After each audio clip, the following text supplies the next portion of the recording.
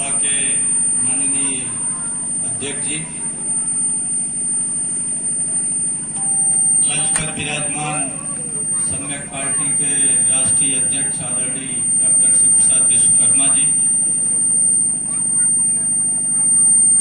और सम्यक पार्टी के राष्ट्रीय कार्यकारिणी के सदस्य भाई विजय कुशवाहा जी, प्रवक्ता भाई गोपाल गुप्ता जी और यहाँ मंच पर विराजमान हमारे सभी सम्मानित बंधुओं और बड़े कुशलतापूर्वक संचालन कर रहे आदरणीय पाल जी, हमारे सामने बैठे भाइयों बहनों, माताओं, बुजुर्गों, बच्चों, आज हम इस सुदूर इलाके में पेरियार के परिनिर्वाण दिवस पर उपस्थित हुए हैं। मेरी भाई डॉक्टर शिव प्रसाद विश्वकर्मा जी से बात हुई थी कि इस प्रकार से हर साल यहाँ पर पेरियार के परिनिर्वाण दिवस पर एक कार्यक्रम रखा जाता है, जिसमें काफी दूर दराज से लोग इकट्ठे होते हैं और आप इस कार्यक्रम में आइए और पेरियार जी के परिनिर्वाण दिवस के श्रद्धांजलि सभा में सम्मिलित होइए।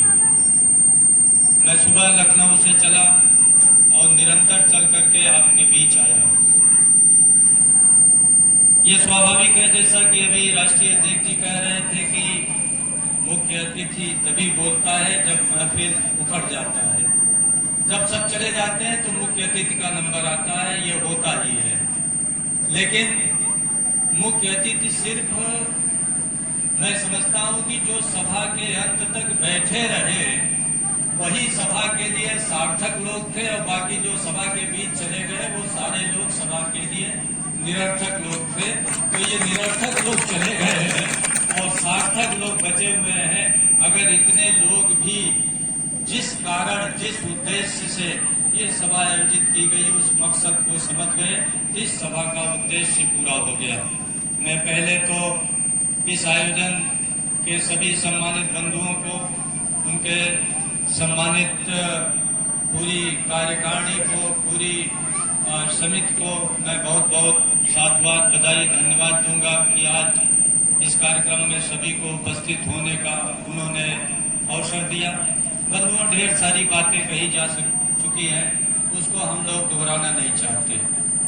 दर्द बहुत है। जब हम पेरियार जैसे महापुरुष का परिनिर्वाण दिवस मनाते हैं, उनके जीवन को याद करते हैं, उनके विचार को याद करते हैं, उनके कृत्य को याद करते हैं, तो हमको लगता है कि जिस चीज के लिए उन्होंने संघर्ष किया, जिस चीज के लिए अपने जीवन में उन्होंने कष्ट सहा और एक संघर्ष का, एक अभाव का, एक दुर्गम जो रास्ता चुना, कदाचित उनका उद्देश्य आज तक भी पूरा नहीं हो पाया।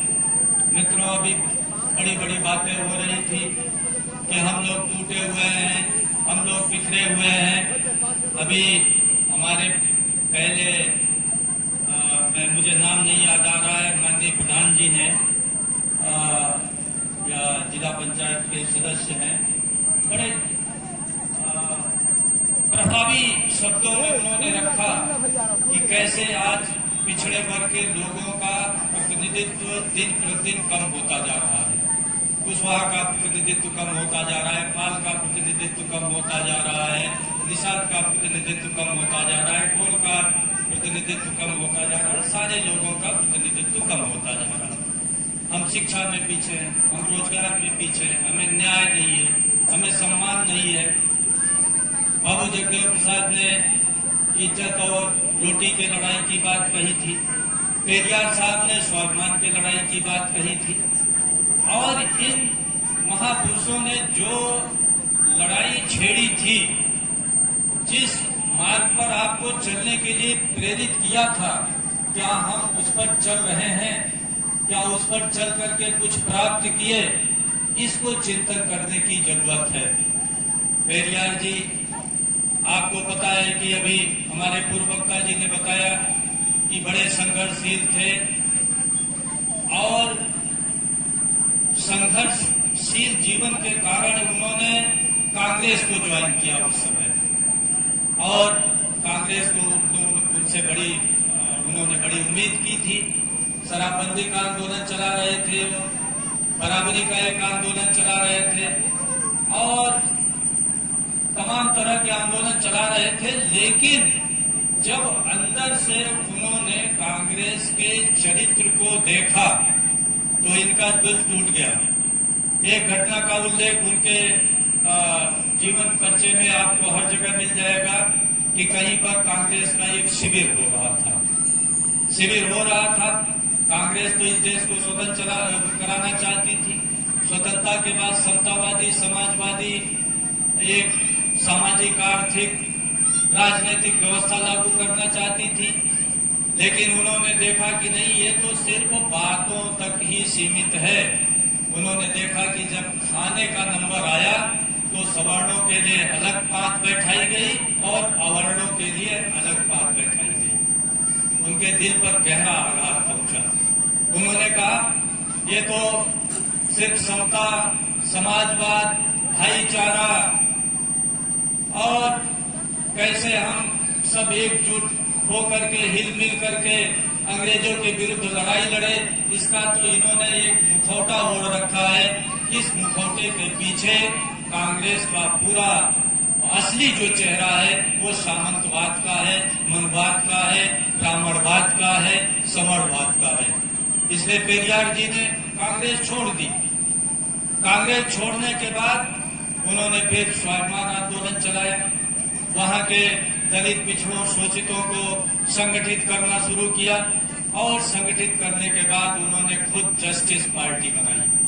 मित्रों, अभी हमारे संचालक महोदय बात कर रहे थे कि भाई मंच से राजनीति की बात नहीं होनी चाहिए, और निश्चित रूप से मैं आपको आश्वस्त करता हूं कि मैं किसी पार्टी का न नाम लूंगा न किसी पार्टी की बात करूंगा। लेकिन आज जिनके परिनिर्वाण दिवस को आप मनाने आए हैं, हम बैठे हैं, उनका पूरा जीवन ही राजनीति को समर्पित था। तो जिस व्यक्तित्व का जीवन ही राजनीति को समर्पित था, उस व्यक्तित्व का आज परिनिर्वाण दिवस मना रहे हैं, तो हम कहें राजनीति की बात न हो तो ये तो बेईमानी होगी, उनके प्रति बेईमानी होगी। क्योंकि उन्होंने कांग्रेस पार्टी में ज्वाइन किया जो एक राजनीतिक दल था, इसके बाद जस्टिस पार्टी बनाई जो एक राजनीतिक दल था, इसके बाद द्रविडार कड़गम बनाया जो एक राजनीतिक दल था, और 1973 तक भरी पूरी राजनीति करते हुए पूरे शोषित समाज को, पूरे द्रविड़ समाज को, पूरे देश को, यहाँ के सभी वंचित समाज के लोगों को एक राजनीतिक दिशा देते हुए वो मृत्यु को प्राप्त हुए, उनकी मौत हुई। मित्रों, बिना राजनीति के कुछ चीज संभव नहीं है। देखिए, कई लोग हमारे कहते हैं, तमाम संगठन बना रखे हैं कि भाई अभी हम समाज को मथ रहे हैं, अभी हम समाज को जागरूक कर रहे हैं, और इस प्रकार से कम लाखों संगठन बन गए हैं। बैकवर्ड समाज का, शेड्यूल कास्ट का, आदिवासी समाज का, अल्पसंख्यक समाज का, और उस समाज में भी पाल समाज का, कुशवाहा समाज का, विश्वकर्मा समाज का, और तमाम तरह के कोई जागरूकता मंच बनाए हुए हैं, कोई पेरियार मंच बनाए हुए हैं, कोई बाबा साहब मंच बनाए हुए, कोई अशोक मंच बनाए हुए हैं, तमाम तरह के मंच हैं। लेकिन मित्रों, जागरूकता की मैं समझता हूं कि इस पूरे देश में कमी नहीं है। जागरूकता की इसलिए कमी नहीं है कि बहुत ज्यादा काम हुआ है। ज्योतिबा फूले से लेकर आज तक हम लोग जागरूकता ही पैदा कर रहे हैं, और हम इतने जागरूक हो गए हैं कि अगर हम लोगों को राजनीति का सही प्लेटफॉर्म मिल जाए तो ये शोषित समाज का व्यक्ति 2024 में ही केंद्र में सरकार बना सकता है और पहले समाज बना लेता। लेकिन मित्रों, हम जो भी राजनीति किए, जिस प्रकार की भी राजनीति किए, बड़ी संकुचित राजनीति हमारी रही। ये भी रामास्वामी पेरियार जी, शायद आप जानते होंगे कि उस समय पूरे देश का उन्होंने भ्रमण किया। बाबा साहब से मिले थे। बाबा साहब उनसे लगभग मेरे ख्याल से 10-12 साल छोटे थे उम्र में। बाबा साहब उस समय थे, साहू जी महाराज थे, ज्योतिबा फुले का भी समय मेरे ख्याल से था। तो तमाम लोग, तमाम विभूतियां थी और तमाम लोगों ने जागरण का काम किया और उस जागरण का परिणाम है कि आज उत्तर भारत में कई प्रांतों में शोषित और वंचित पिछड़े समाज के मुख्यमंत्री भी हो गए। बिहार में 3 बार मुख्यमंत्री हो गए, अभी भी पिछड़े वर्ग के मुख्यमंत्री हैं। उत्तर प्रदेश में 4 बार पिछड़े वर्ग के मुख्यमंत्री हो गए, 4 बार दलित समाज की मुख्यमंत्री हो गई। तो भैया कहाँ जागरूकता की कमी है? जागरूकता की कमी नहीं है, लेकिन जैसा कि पेरियार का आज पुण्यतिथि पर हम लोग उनकी बात कर रहे हैं, उनके विचारों की बात कर रहे हैं, तो हमें सोचना भी होगा कि हमने रास्ता कौन सा गलत पकड़ लिया, कौन सा रास्ता गलत पकड़ लिया। और मित्रों, मैं फिर से आपको बता दूं, इन सामाजिक संगठनों से, इन सांस्कृतिक संगठनों से, इन जातीय संगठनों से आप थोड़ी जागरूकता तो पैदा कर सकते हैं, लेकिन आप राजनीति करके मुख्यमंत्री और प्रधानमंत्री की कुर्सी पर कब्जा नहीं कर सकते। और मित्रों, जब तक आप राजनीति पर कब्जा करके सत्ता पर काबिज नहीं होंगे, अपने अनुसार न शिक्षा का सुधार कर सकते हैं, न अपने अनुसार संस्कृति का निर्माण कर सकते हैं, न अपने अनुसार रोजगार पैदा कर सकते हैं, न हमारे लोग अगर बीमार हो तो उनके लिए अच्छी चिकित्सा, न उनके लिए न्याय की व्यवस्था, न उनके लिए समता की व्यवस्था, न उनके लिए इज्जत की व्यवस्था कर सकते हैं। इसलिए अगर हम पेरियार की पुण्यतिथि पर आज इकट्ठा हुए हैं, तो हम लोगों को, सभी को संकल्प करना होगा कि हम लोग राजनीति करेंगे। और राजनीति कोई पूर्णकालिक जॉब नहीं है, पूर्णकालिक जॉब नहीं है कि सुबह से शाम तक आप राजनीति कर रहे हैं। आपकी एक दिशा तय होनी चाहिए, एक दृष्टि तय होनी चाहिए, एक रास्ता तय होनी चाहिए। और आप अगर आधे घंटे 5 मिनट उस रास्ते के बारे में, उस दृष्टि के बारे में, उस सोच के बारे में जहां भी रहे चर्चा करते रहिए, तो देखिए इसी ढंग से बातें करते करते ही राजनीति स्थापित हो जाएगी। और मित्रों, हम लोग 90% हैं। बाबू जगदेव प्रसाद 90% की बात करते थे, पेरियार साहब द्रविड़ राजनीति की बात करते थे। ये दुर्भाग्य रहा कि उनका जो पूरी राजनैतिक सांस्कृतिक, जो अभी बुद्धिवादी हमारे माननीय राष्ट्रीय अध्यक्ष जी और पूर्व वक्ता, उनके तर्क और विवेकपूर्ण जो उनका रास्ता था, एक मानवतावादी सोच का और अंधविश्वास पाखंड के विरुद्ध एक जो तर्कवादी उनका रास्ता था, उसके बारे में काफी वक्ता लोगों ने आपके सामने बात रखी। तो ये सब सारी चीजें कुछ ऐसा रहा कि ये दक्षिण भारत में तमिलनाडु के बाहर ये आंदोलन नहीं आ पाया, तमिलनाडु के बाहर आंदोलन नहीं आ पाया। तो पूरे देश में जिस ढंग से एक राजनीति खड़ी होनी चाहिए, वो राजनीति नहीं खड़ी हो पाई। और मित्रों, आप अगर 90% हो, अगर 85% हो, आप इस देश के बहुसंख्यक हो, तो आप बताइए आपको देश का प्रधानमंत्री होना चाहिए कि नहीं होना चाहिए? अगर आप 90% हैं तो देश का प्रधानमंत्री होना चाहिए कि नहीं होना चाहिए? और अगर आप देश के प्रधानमंत्री हो जाएं, तो पता है कितना बजट है देश के पास? 36 लाख करोड़ का बजट है केंद्र सरकार का। कितने का है? 36 लाख करोड़ का। और उत्तर प्रदेश सरकार का कितना बजट है? 6.5 लाख करोड़ का। तो 6.5 लाख करोड़ उत्तर प्रदेश के पास, 36 लाख करोड़ भारत सरकार के पास, और हम छोटी छोटी सभा सोसाइटी बना करके शिक्षा के लिए तरस रहे हैं। मुझे पता है भाई राम नारायण मौर्य जी ने, भाई केपी साकी जी ने और लेखपाल जी ने हम लोगों से कई बार कहा कि हमारे इस क्षेत्र के बच्चे नहीं पढ़ पा रहे हैं। मझगवा बहुत बड़ा गांव है, मैं समझता हूं कि शायद यमुना पार में 2-3 जो बड़े गांव हैं उसमें एक मझगवा गांव भी है। और सबसे ज्यादा 90% क्या हो सकता है 95% आबादी दलित पिछड़े लोगों की है, आदिवासी लोगों की है। तो जहां 90% आबादी 95% आबादी दलित पिछड़े लोगों की है, वहां शिक्षा इतनी चौपट है। और एक पाल साहब हिम्मत करके उन्होंने या कई लोगों ने हिम्मत करके एक स्कूल भी बनाया, तो स्कूल भी नहीं चल पाया। अब उस स्कूल को प्रयास किया जा रहा है कि वो स्कूल चल जाए। मैं ये उदाहरण इसलिए दे रहा हूं कि जहां 10,000 लोगों की जनसंख्या है, जहां 98% यहाँ पिछड़ा दलित आदिवासी समाज के लोग हैं, वहां आपको शिक्षा नहीं मिल रही है। और इतने बड़े गांव को एक अच्छा विद्यालय बनाने के लिए कम से कम 1 करोड़ खर्च होना चाहिए और कम से कम 7-8 टीचर भी होने चाहिए। तो इतना बड़ा धन बहा जा रहा है, 6.5 लाख करोड़ उत्तर प्रदेश का बहा जा रहा है, 36 लाख करोड़ भारत सरकार का बहा जा रहा है। हम शिक्षा के लिए तरस रहे हैं, हम स्वास्थ्य के लिए तरस रहे हैं, हम न्याय के लिए तरस रहे हैं, हम पानी के लिए तरस रहे हैं, हम खाद के लिए तरस रहे हैं, हम बीज, और जब हमारा उपज हो जाता है तो हम कायदे से उसको बेच नहीं पा रहे हैं। आज किसानों की क्या हालत है आप समझिए, हमारे बच्चों की क्या हालत है आप समझिए, नौजवानों की क्या हालत है समझिए। बच्चे पढ़ नहीं पा रहे हैं, हर घर में 2-2, 4-4 नौजवान BA MA करके बेरोजगार पड़े हुए हैं। तो ये जो पूरा मंजर है, इस मंजर को आप समझिए। और पेरियार जी ने यही कहा था कि अगर आपको मुक्ति चाहिए तो आपको सत्ता पर काबिज होना पड़ेगा। पेरियार जी का यही संदेश था कि अगर आपको मुक्ति चाहिए तो आपको सत्ता पर काबिज होना पड़ेगा।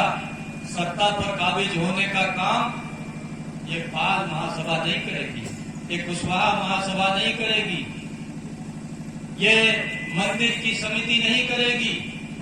अगर सत्ता पर काबिज होना है तो आपको राजनीति करनी पड़ेगी और एक राजनीति की दिशा भी तय करनी पड़ेगी। आज अगर हम इस देश में 90% लोग हैं तो इस राष्ट्र के निर्माण की जिम्मेदारी किसकी है?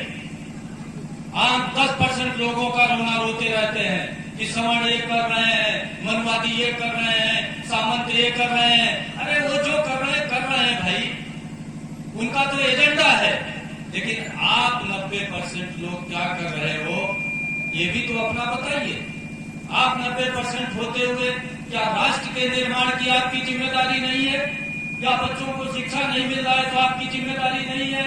क्या हमारे नौजवानों को रोजगार नहीं मिल रहा है तो आपकी जिम्मेदारी नहीं है? क्या इस देश में धर्मांधता फैल रही तो आपकी जिम्मेदारी नहीं है? क्या इस देश में बीमारी से, अन्याय से, अशिक्षा से, बेरोजगारी से अगर लोग दुखी हैं तो क्या आपकी जिम्मेदारी नहीं है? राष्ट्र के निर्माण की सबसे ज्यादा जिम्मेदारी बहुसंख्यक समाज की है, 90% शोषित समाज की है, वंचित समाज की है, दलित समाज की है, पिछड़े समाज की है, आदिवासी समाज की है। हम लोग मंचों पर खड़े होकर मांग पत्र प्रस्तुत करते हैं। हम लोग ये कहते हैं कि जो हमें ज्यादा टिकट देगा हम उसमें चले जाएंगे। अरे भाई, तो मैं पूछ रहा हूँ कि बीजेपी ने कुशवाहा समाज को तो 26 टिकट दे दिया था, 16 लोग उसमें विधायक हो गए, फिर क्यों गाली देते टहल रहे हो? भागीदारी तो दे दिया ना, आपको भागीदारी चाहिए थी, मिल गई भागीदारी, फिर रो क्यों रहे हो? आप कह रहे नहीं पहले हमें टिकट चाहिए, फिर हम विधायक बने, फिर हम मंत्री बने, फिर मंत्री बनकर हमें पावर भी मिले। तो पावर कहां से मिल जाएगा भाई? पावर तो उनको मिलेगा ना जो उस पार्टी में 2500 साल से 30 साल से खून पसीना बहा रहे हैं, उनके साथ रात दिन लगे हुए हैं। दलित समाज पिछड़े की क्या राजनीति है? क्या राजनीति है? आपको जहां से टिकट मिलता है, ये दल दे दे, इस दल में चले जाएंगे, ये दल दे दे, इस दल में चले जाएंगे, स्वर्ग दल दे दे, स्वर्ग दल में चले जाएंगे, नरक दल दे दे, नरक दल में चले जाएंगे। कुछ अरे भैया आपका कुछ सिद्धांत, नीति, कुछ विचार, दर्शन, दृष्टि, विजन, मिशन भी है कि जो आपको भागीदारी दे दे वही चले जाओगे? तो भागीदारी अब आप न दीजिए। आप भागीदारी दूसरों को देने का कोई कारवा बनाइए। और ये कारवा क्यों नहीं बन रहा है आप अच्छी तरह समझ सकते हैं। पेरियार जी आपको देश का भाग्य विधाता बनाना चाहते थे, और देश का भाग्य विधाता आप तब बनेंगे जब दिल्ली की कुर्सी पर कब्जा करेंगे, प्रधानमंत्री की कुर्सी पर कब्जा करेंगे, देश के मुख्य न्यायाधीश सुप्रीम कोर्ट के बनेंगे और तमाम जो बड़े बड़े पद हैं उस पर जब आप काबिज करेंगे तब देश के भाग्य विधाता बनेंगे, और वो सिर्फ और सिर्फ राजनीति के माध्यम से होगा। लेकिन हम 90% है, वो क्यों नहीं रहा है? ये हो क्यों नहीं रहा है? हम लोग क्या कर रहे हैं? जैसा कि अभी हमारे राष्ट्रीय अध्यक्ष जी ने कहा कि हमारे महापुरुषों ने कहा जाति तोड़ो और जमात जोड़ो। जमात उन्होंने सामाजिक तौर पर तो कहा ही, सबसे ज्यादा कहा कि राजनीतिक तौर पर एक हो, और राजनीतिक तौर पर हम क्यों नहीं एक हो रहे हैं? हम क्यों टुकड़ों टुकड़ों में विभक्त हैं? इसलिए कि सबसे बड़ा दुर्भाग्य है कि हम बहुजन समाज के लोग, बहुसंख्यक समाज के लोग एक व्यक्ति की, एक परिवार की, एक जात की पार्टी बनाए सभी कर रहे हैं। आप अपने बीच देख लीजिए, जितने लोग पार्टी बनाए हुए हैं दलित पिछड़े समाज के बीच से, एक कोई है पार्टी जिसमें आज तक राष्ट्रीय अध्यक्ष बदला हो? किसी पार्टी का नाम अगर आप बता दो तो बताओ, सब पढ़े लिखे लोग हो। और फिर मंच में आकर के लोग रोना रोते हैं कि हमें प्रतिनिधित्व नहीं मिल रहा है। अरे प्रतिनिधित्व आप देने वाले हो भाई। इस देश के 90% बहुसंख्यक समाज के लोग इस देश के भाग्य विधाता हो। आप ही प्रधानमंत्री की कुर्सी के असली मालिक हो, और पूरे ऐतिहासिक काल में आप ही राजा महाराजा रहे हो। आप ही ने देश चलाया, आप ही ने अखंड भारत बनाया है, आप ही ने बुद्ध दिया, आप ही ने चंद्रगुप्त दिया, आप ही ने अशोक दिया, आप ही ने अहिल्याबाई होलकर दिया, आप ही ने पेरियार दिया, आप ही ने ज्योतिबा फूले दिया, सावित्रीबाई फूले दिया, आप ही ने बाबू जगदेव प्रसाद दिया। आपने बड़े बड़े महापुरुषों को दिया, बड़े बड़े राजनेताओं को दिया, बड़े बड़े दार्शनिकों को दिया, बड़े बड़े मानवतावादी चिंतकों को दिया। तो आज किसके सामने कटोरा लेकर भीख मांग रहे हैं? तो आज अगर हम लोग जाग जाएं, और पेरियार जी को सच्ची श्रद्धांजलि यही होगी कि हम सभी जातवाद छोड़ करके एक कोई ऐसी राजनीतिक विधा विकसित करें, राष्ट्रीय स्तर की कोई एक ऐसी पार्टी बनाए। भाई आप केंद्र की कुर्सी पर, जैसा मैंने कहा कि पाल महासभा से तो नहीं कब्जा कर लेंगे, पेरियार जयंती सभा से तो नहीं कब्जा कर लेंगे, तो उसके लिए एक राष्ट्रीय पार्टी चाहिए। और प्रधानमंत्री की कुर्सी के लिए राष्ट्रीय पार्टी तभी बन पाएगी जब आप सभी जात के लोगों को लेकर चलेंगे।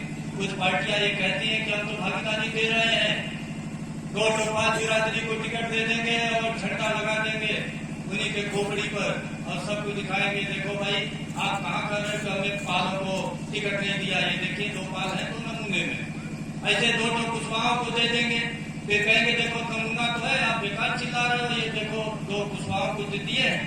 तो इस ढंग की ये जो भागीदारी की कुछ लोग भड़ैती कर रहे हैं, उस भड़ैती को आपको समझनी पड़ेगी। और सही अर्थों में अगर पेरियार के सपनों को पूरा करना है मित्रों, बिना सत्ता के आप न पाखंड दूर कर सकते हैं, न अंधविश्वास दूर कर सकते हैं, न आप अपने बच्चों को शिक्षा दे सकते हैं, न स्वाभिमान की लड़ाई लड़ सकते हैं, न रोटी की लड़ाई लड़ सकते हैं, न इज्जत की लड़ाई लड़ सकते हैं। इसलिए आज इस पुण्य तिथि पर हम लोग ये संकल्प लें कि एक ऐसा कारवा बनाएंगे, एक ऐसा राजनीतिक कारवा पूरे देश में खड़ा करेंगे जिसमें एक व्यक्ति को जिंदाबाद नहीं बोलना हो। एक व्यक्ति को जिंदाबाद बोलेंगे, व्यक्ति के अंदर तो तमाम तरह के अवगुण है ना।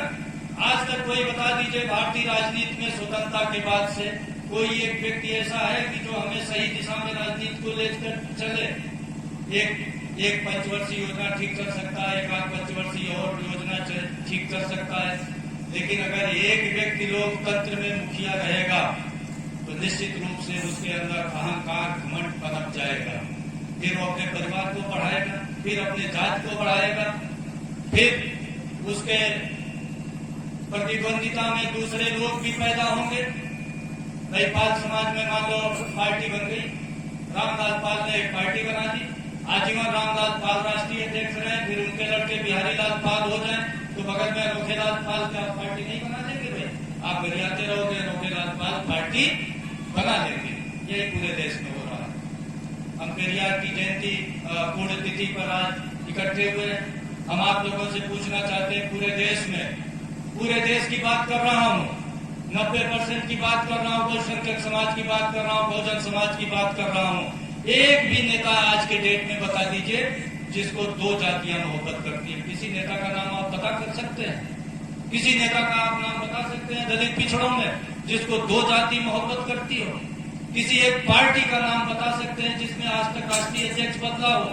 किसी एक पार्टी का नाम बता सकते हैं जो जिस पार्टी को दो तीन जातियां दलित पिछड़े वंचित समाज की मोहब्बत से कहे कि ये मेरी पार्टी है? नहीं है। तो ये बहुत बड़ा एक गंभीर राजनीतिक संकट है। आज हम पेरियार के पुण्यतिथि पर यह संकल्प लें कि इस संकट से उभरे। अब इस संकट से उभरने का जो हम कार्यक्रम और जो रास्ता तय करेंगे वही पेरियार जी को सद्दी श्रद्धांजलि होगी। मित्रों, उनका मूवमेंट मद्रास में चला, तमिलनाडु में चला, और आज आप जानते हो जब से डीएमके बनी है और उसका एक भाग एडीएमके हो गया, तब तक अब हमारे पूर्व वक्ता कह रहे थे कि कोई भी सवर्ण समाज का व्यक्ति वहां मंत्री तक नहीं हो पाए। लेकिन एक राज्य के उदाहरण से क्या हम पूरे देश पर वो चीज कर पाएंगे? आज तमिलनाडु में भी वही रहा। भाई वो आंदोलन क्यों नहीं बढ़ पाया?